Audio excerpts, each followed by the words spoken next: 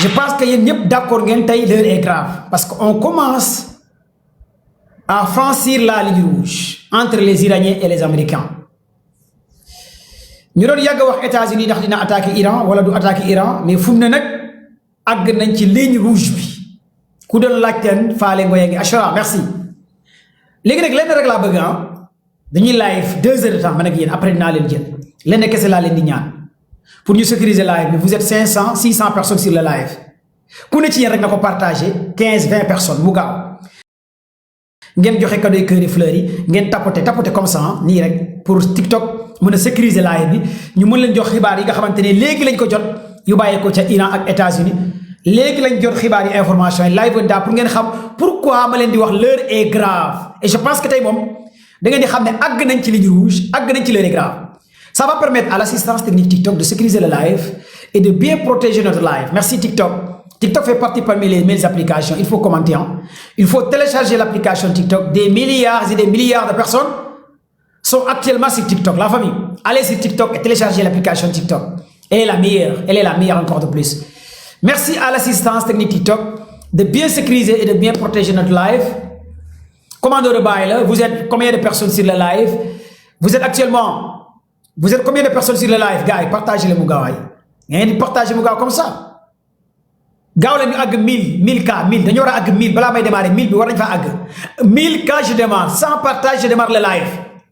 gars yi cadeau yi kër yi fleurs yi ñu démarrer parce que bugguma li ma bëgg a wax dama bëgg yéen ñëpp ngeen nekk à longueur d'avance yéen ñëpp ngeen am le même feedback même point d'actualité parce que bugguma live bi kenn tardé li ma nar a wax tey kon donc gars yi dafa war a gaaw je démarre dans 2 minutes. Gars, vous partagez nous 100 partages, 250. Vous êtes combien de partages? 25 personnes qui partagent live. Hein? Gars, vous s'il vous plaît. Nagao, la famille. Je vous avais dit que l'heure est grave. Gars, vous là, le cœur, il y a 1100, 1200. On est à 1000 cas. TikTok va sécuriser bien le live. Et TikTok va bien protéger notre live. Vous devez partager. Vous devez cadeau et cœur et fleuris. Donnez des cadeaux, des fleurs et des fleurs, s'il vous plaît, Nagao. On est sur la ligne rouge entre les Américains et les Iraniens. On est sur la ligne rouge. On est vraiment sur la ligne rouge. On est en face d'une 3e guerre mondiale. On est en face d'une guerre nucléaire actuellement. On n'a plus le choix. On est obligé d'y aller. On n'a plus le choix. Les Américains n'ont pas le choix. Les Iraniens n'ont pas le choix. Est-ce que la diplomatie peut enterrer cette 3e guerre mondiale entre Iran et États-Unis? Je ne pense pas. Est-ce que la diplomatie amatina place? Est-ce que Wartan amatina place? Goumoko en Fatima. Merci Fatima Zahra. La grande patriote Fatima Zahra, la grande diva. Merci pour les cadeaux, les fleurs, les cœurs. Il faut faire compartiment. Jox len cadeau cœur et fleurs, gars. D'abord, tay lu ngeen wara xam moy li am en primo, je vous donne des informations vite fait. Xam ngeen ne que tay li xew moy li xew ci Iran moy depuis 24 heures dafa am un avion de renseignement américain. Touba, merci. Fictif. Un avion de renseignement américain.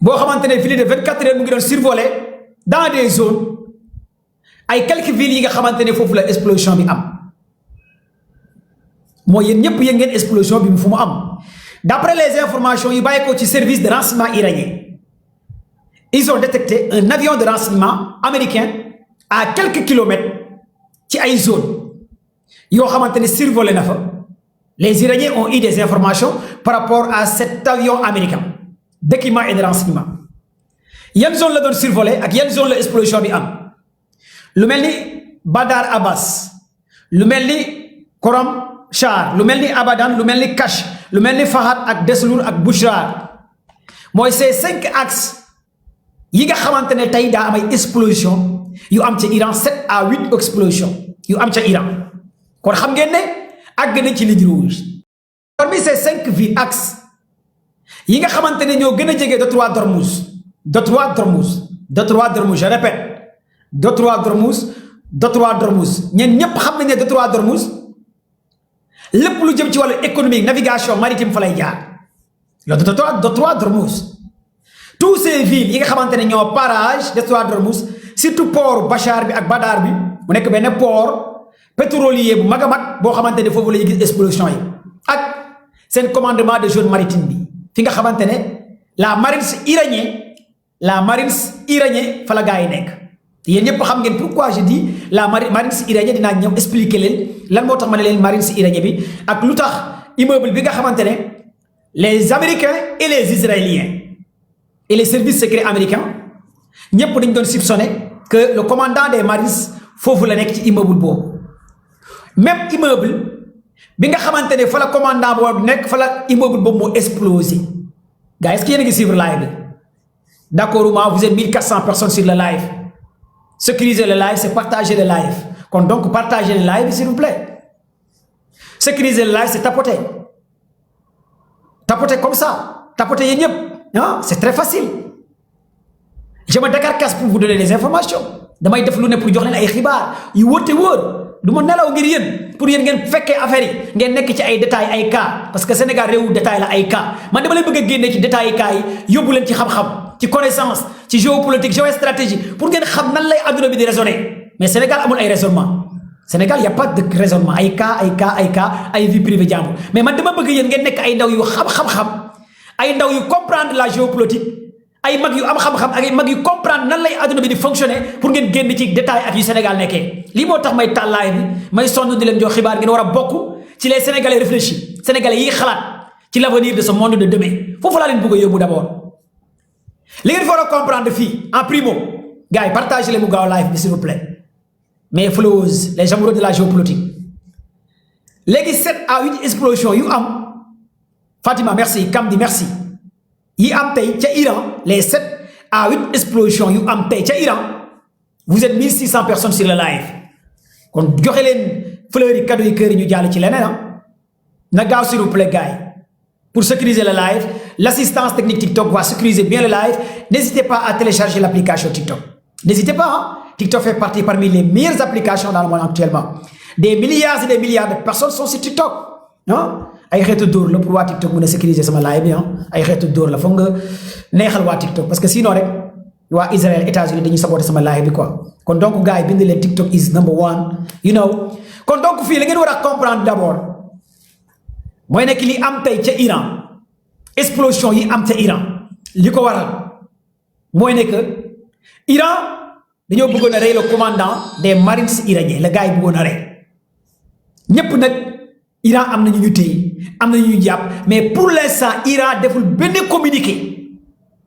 ci par rapport ak gars yi ñu jàpp ca Iran am na ñu jàpp ñoo xamante ne sont des nationalités étrangères xel ñaaw ña njort nag sont des éléments de Mossad waa Israël parce que toujours avant États-Unis di attaquer ñoom ñooy def les sales boulots ak waa CIA Iran am na ay éléments yu ñu téye yu ñu jàpp instant yi ginnaaw bu explosion bi amee ba pare am na gars yi ñu jàpp loolu nag day wone que li Donald Trump waxoon cadeau yaa ngi ñëw nourriture baa ngi ñëw kon donc la peur a changé de camp yéen ñëpp xamoon ngeen attentat terroriste gars yi dañ doon wax état islamique al-Qaïda te djihadistes yi ñoo koy def bu ñu demee ba léegi américains ñoom ñooy def attentat terroriste waa Israël ñooy def attentat terroriste kon ngeen xam ne l'heure a changé la peur a changé de camp bu njëkk ñëpp xamoon nañu attentat terroriste dañ doon wax ne jullit yi ñoo koy def des explosions ñoo doon takk ay ndel ñoo doon def ay explosion di daw ñoom lañ ko doon askanale mais léegi bu ñu demee ba léegi américains yi ak Israël ñoom ñoo koy def kon jàpp leen la peur a changé de camp kon day wone que ne merci Fatima pour les cadeaux les fleurs les cœurs day wone que ne ñoom luñ doon yàgg a tuumal jullit yi attentat yi doon am ñu koy tuumal ay jullit ñu ne jullit yi ñooy def ay terroristes voiture piégée jullit yi ñooy def ay terroristes léegi bu ñu demee ba américains yi ñoom ak doole bu ñu am yëpp ak Israël ñoom ñooy def ay attentat di daw di làqu kon ngeen xam ne que Iran du ñeexum njebbe kenn kon ngeen xam ne que l'heure est grave la peur a changé de camp les Américains n'ont pas le moyen leneen li gën a yéeme ci mbir mi tey nag moom laa leen bëgg a wax te moo tax ma taal live bi jamono ji may def live bi la marine iranienne pour ngeen comprendre jamono ji may taal live bi ñu ngi ci golfe arabe dans le golfe arabe Persique les eaux du golfe arabe, les eaux d'Oman, marines iraniens jamono ji may wax ak yéen démarré nañ seen manœuvre militaire du jamais vu. Les marines iraniens gérés par les gardiens de la révolution en combinaison avec les Russes ak Chine démarré nañ seen manœuvre militaire lii kenn xalaatutoon mën naa am devant les Américains. Devant les Américains, Iran démarré na manœuvre militaire. À l'heure dont je vous parle, la marine iranienne ak marine chinois ak marine russie démarré nañ li nga xamantene moy sen manœuvre iranienne. Lolou lan lay woné? Day woné que à tout moment confrontation mën na am dans le Moyen-Orient, dans les eaux arabes, dans les eaux d'Oman. Lolou à tout moment confrontation mën na am parce que lu waral lolou moy américains yi sen plan dafa échouer.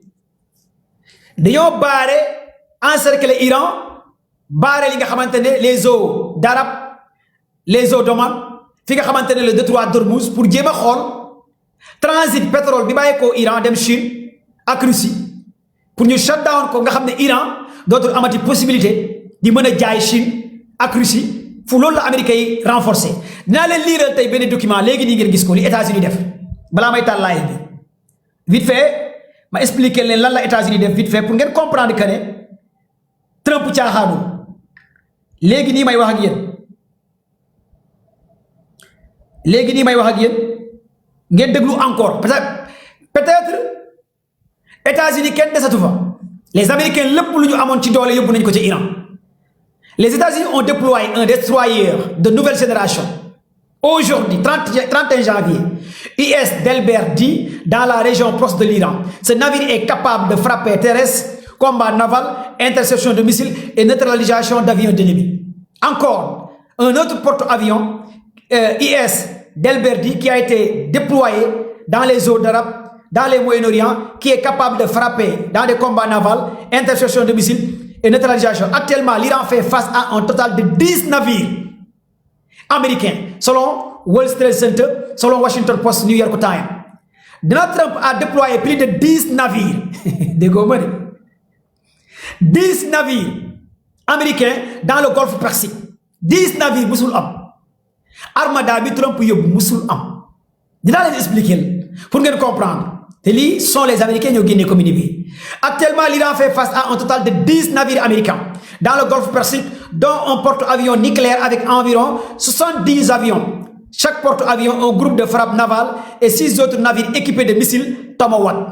6 autres navires équipés de missiles Tomahawk. Parmi les 10 navires, il y a 6 autres navires équipés des missiles Tomahawk. La présence américaine dans la région dépasse largement la routine qui consiste habituellement de 1 à 2 destroyers, parfois un porte-avions. Ils ont dit que c'est la première fois dans l'histoire de guerre des Américains que Donald Trump a déployé un armada dit jamais vu dans l'histoire des Américains. L'Iran fait peur. Ou bien l'Iran fait peur, ou bien Trump a changé le registre de guerre envers les Iraniens. Les combattants des Américains, ça dépasse environ plus de 50 000 soldats. 50 000 soldats, le Trump yobu ci Moyen-Orient. Gars, partagez le live. Musul am. 50 000 soldats. Trump yobu ne ko ci Moyen-Orient. Rapport bi Pentagone génné. 10 navires. Trump yobu ne ko.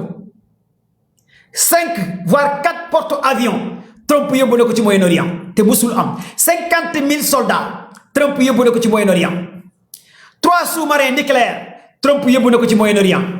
80 avions F-35, 75 avions F furtifs et 4 avions B-2. Trump yóbbu na ko ci Moyen-Orient. Mooy xayma bi Trump yóbbu jamono ji may wax ak yéen pour attaquer Iran lii mooy armada bi Trump yóbbu ci Moyen-Orient. Gars yi, l'heure est grave. L'heure est grave, gars yi. Mais nag dinaa leen wax lu graaw li Iran def ak li am jamono ji may wax ak yéen. Vous devez comprendre pourquoi l'heure est grave. Am na ñoo xamante ne l'heure est grave moo leen di daaneel. Yàgg naa di leen wax l'heure est grave. Àgg na ci un point sans retour. Gars yi partagez leen mu gaaw s'il vous plaît tapotez et partagez. Nee naa leen ay cas dootu leen kaati fii man maay cas géopolitique la ñuy cas géostratégie la ñuy cas information la ñuy parce que dañoo war a jàll ci guerre. Booy jàll ci guerre nag bul nekk ci ay cas ñëwal ci cas bii. diggante Iran États-Unis bu ñu laalee mooy adduna bu tukki la ñu jëm parce que fa lañ jëm Fatima merci pour les cadeaux fa lañ jëm mooy 3e guerre mondiale nee naa leen Trump yóbbu na 10 navires de guerre 3 sous-marins nucléaires 80 avions F-35 75 avions F-50 et des avions Boeing B-2 yi nga xamante ne une dizaine 50 000 soldats 50 000 soldats come on man lii la Trump déployé dans les eaux arabes dans le golfe Persique pour faire face avec l'Iran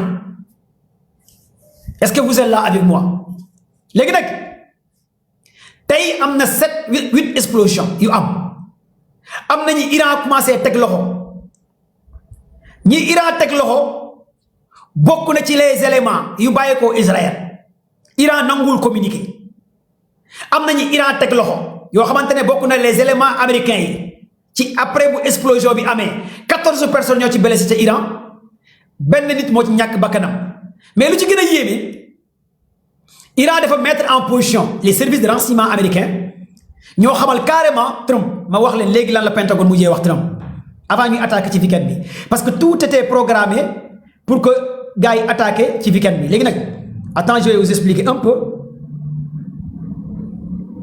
pour ngeen comprendre lan la gars yi wax kii di Trump pour gars yi ñàkk mën a attaquer li nga xamante ne mooy ci week-end bi pour ngeen xam un peu avantage inconvénient bi nga xamante ne gars yi tegal nañ ko Trump ci table bi xamal nañ ko carrément mënul attaquer ci week-end bi d'après les informations yi bàyyeekoo ci Pentagone rapport bi nga xamante ne jox nañ ko kii di Donald Trump ñu ne ko Iran mu ngi mettre 4 sous-marins yoo xamante ne ñoom xamuñ ban position la sous-marins yi nekk dans le Moyen-Orient dans les eaux arabes et les eaux d'Oman 4 sous-marins les services secrets les services de renseignement américains ñoom génne nañu xibaar ne Iran mettre na en position 4 sous-marins te sous-marin bu ne capable na neutraliser porte-avions américain te pour l'instant américains yi xamuñ fan position le sous-marin iranien yi nekk dans le golfe Persique dans les eaux d'Oman 4 sous-marins américains yi nee nañ Iran mettre na en mouvement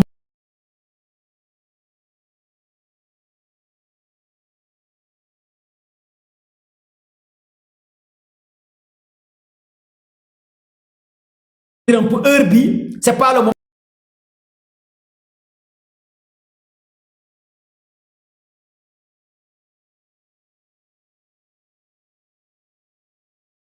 te xam na fan la nekk parce que transpondeur yi nga xamante ne moom la gars yi dindi woon mais Iran dafa relocaliser porte-avions Abraham Lincoln te américains yi bu ñu xamee ne Iran relocaliser na porte-avions Abraham Lincoln kon américains yi bëgguñu am défaite yi ñëpp xam ngeen ne États-Unis bëggul am défaite léegi nag problème bi taxaw mooy sous-marin iranien yi ban position lañ nekk te sous-marin mënoo ko localiser muy benn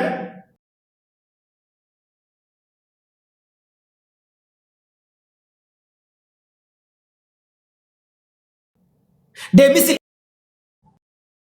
kenn xamul fan la ko Iran posé lii mooy rapport bi nga xamante ne Pentagone teg na ko pour l'instant ci table bi fan la Iran teg ces missiles anti-navires yi nekk ci Moyen-Orient ak ces sous-marins yi nga xamante ne États-Unis jot na xibaar que ne sous-marins yi nekk nañu en mouvement américains yi information di leen rek ñoom nee nañ sous-marins xam ngeen lu tax américains yi di am information mooy CIA ak Mossad ñoo infiltré li nga xamante ne mooy Iran waa CIA ak Mossad ñoom dañoo infiltré Iran bépp xibaar bu bàyyeekoo ca Iran États-Unis da koy jot Israël da koy jot léegi nag problème bi posé wu fii ak document bi gars yi envoyé Trump xamal nañ ne ko sous-marins yi nekk nañu en mouvement muy benn nekk nañu en position muy ñaar te sous-marins yi mënoo leen localiser te bruit bu sous-marins yi def mënoo xam fan la te ñaareel bi sous-marins bu nekkee dañu am ay charge nucléaire ñoom mën nañ daaneel li nga xamante ne mooy porte-avions américains yi ñi nekk dans les eaux arabes dans les eaux d'Oman lii mooy cas bi taxaw bi tegu ci table bi nga xamante ne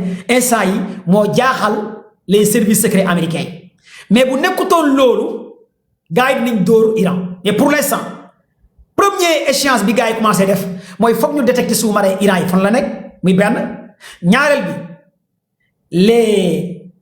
les navires les missiles anti-navires yi gars yi teg waa Iran foog gars yi repêché ko ñetteel bi les systèmes de défense anti-aérienne Iran foog gars yi mën koo neutraliser rapport bi lii la génne parce que wax naa leen Kodat 15 système de défense anti-aérienne bu Iran bi Talash 4 système de défense anti-aérienne bu Iran bi ñooñu foog gars yi xam dëggantaan avant ñuy attaquer fan la Iran teg ses systèmes de défense anti-aérienne ak ces radars technologie bi nga xamante ne moom lay Iran di brouiller l'espace aérien iranien rapport bi génn tey mooy les avions F-35 américains aussi nee nañ à 500 kilomètres munoo pénétrer espace aérien Iran loolu aussi rapport bi génn na ko lu ngeen ci war a comprendre mooy les avions américains mënuñoo dugg ci ciel bi ci jaww ji Iran à 500 kilomètres mënuñoo dugg altitude bi mënuñoo dugg espace aérien Iran mënoo dugg parce que y a une technologie boo xamante ne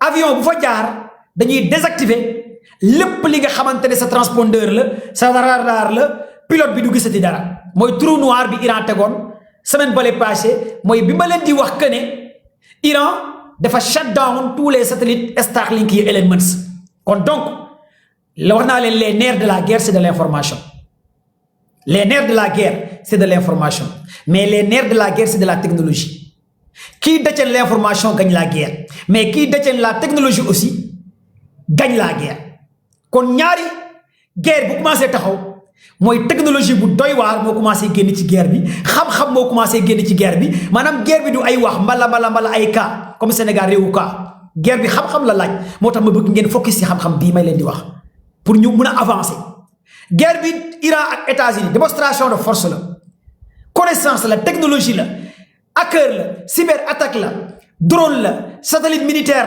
la renseignement la lii mooy guerre bi d'abord guerre bi dafa bëri ay paramètres au-delà de l'économique au-delà de politique diplomatie mais nag dañoo àgg ci données ak information ñaar yooyu lay gars yi di xeex données ak information lii mooy guerre bi d'abord mooy la technologie ñëw ci beneen pilier kon foog ngeen xam ne guerre bii nii nekkul guerre boo xamante ne wax ju bëri la guerre xam-xam la laaj science la laaj parce que tey bu nekkee Iran dafa teg ces 3 systèmes de défense anti-aérienne ci li nga xamante ne mooy montagne la wax naa leen Iran montagne la nekk à une population de 93 millions d'habitants une superficie de 1 600 000 kilomètres carrés gars yi partagé leen ngeen joxe cadeau yi kër yi live merci Paco merci gars yi pour les cadeaux les fleurs les cœurs les live merci ma famille merci gars yi merci gars yi cadeau yi kër yi fleurs yi parce qu'on signale le live merci à l'assistance technique TikTok de sécuriser et de bien protéger le live merci encore merci à l'assistance technique TikTok. Abonnez leen tey aimer de partager de participer di envoyer ay cœur